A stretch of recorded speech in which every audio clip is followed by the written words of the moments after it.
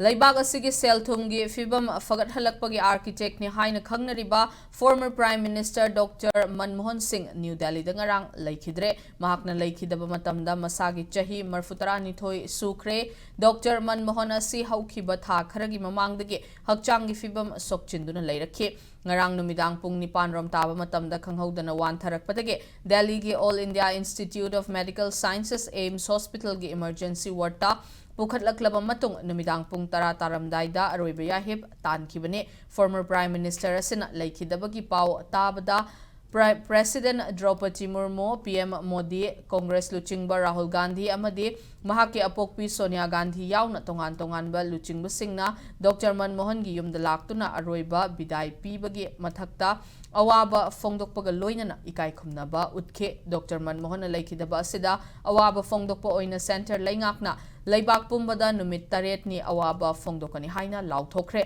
laikhidraba Dr. Manmohan gi loinabi Gursaran Kaur amadi machanupi ahum leihore ningsingba yabadi Congress na luchingba UPA na laingak pairingai kumja English singaniga maridagina English singaniga taramari fauba Dr. Manmohan na laibak asigi tarahumdoi suba Prime Minister oina term anirak puram kibane laikhidraba Dr. Manmohan chahi kuntrahumdoi politics ka sagonaduna laklaba matung chahi asigi April thada Rajya Sabha dagi pothakibane